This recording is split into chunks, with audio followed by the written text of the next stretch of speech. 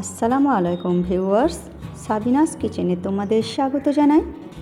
আজ আমি তোমাদের কাছে নিয়ে চলে এসেছি পেঁয়াজ পরাঠার রেসিপি।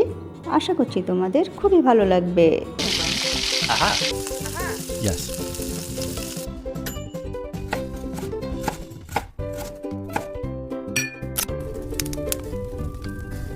Wow! আমি এখানে আটা নিয়ে নিয়েছি, আটাতে পরিমাণ মতো লবণ নিয়ে নিচ্ছি। তোমরা চাইলে ময়দা দিয়ে করতে পারো। এবারে নর্মাল ঠান্ডা পানি দিয়ে আটা আমি ভালো করে মেখে নেব।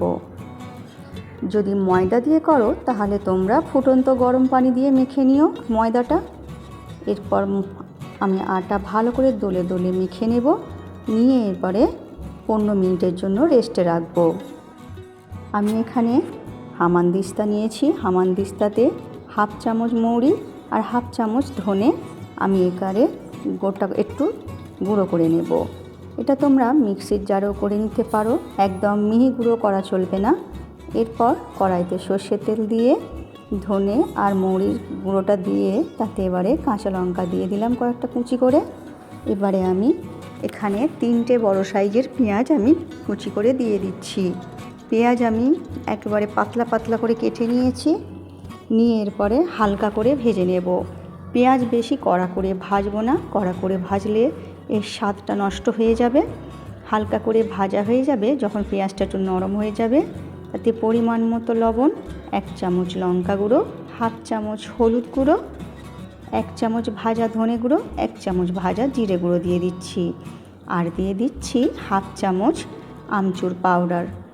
তোমরা যারা টকের ফ্লেভারটা পছন্দ করো না তারা আমচুর দেবে না, আর যদি আমচুর না থাকে তোমরা লেবুর রসও দিতে পারো।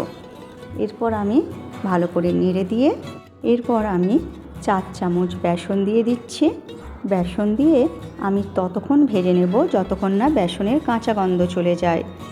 এরপর আমি বেসন কিছুক্ষণ ভেজে নিচ্ছি ভালো করে।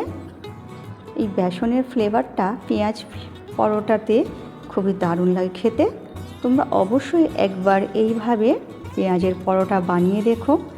ভালো করে ভাজা হয়ে গেলে এরপর নামিয়ে নেব, নিয়ে হালকা ঠান্ডা করে নেব। এরপর যে আটা আমি রেস্টে রেখেছিলাম আবার একটু মেখে নেব। মেখে নিলে একেবারে স্মুথ হয়ে যাবে।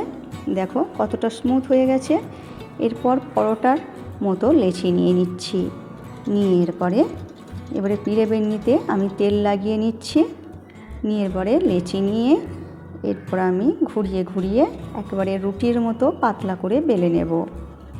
আমার রেসিপিটি তোমাদের এই পর্যন্ত পছন্দ হলে একটা লাইক করে দিও। পরবর্তী রেসিপি কী পেতে চাও সেটাও কমেন্ট করে জানিও।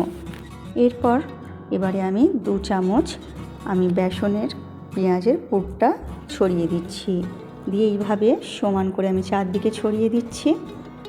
দেখো এরপর একটি ছড়ি নিয়ে আমি এইভাবে সাইড করে দিয়ে মাঝখানে কিছুটা কেটে দেব। কেটে দিয়ে এরপর এইভাবে সুন্দর করে আমি ভাঁজ করে নিচ্ছি। দেখো আমি যেইভাবে করছি এইভাবে তোমরা ভাঁজ করে নিও।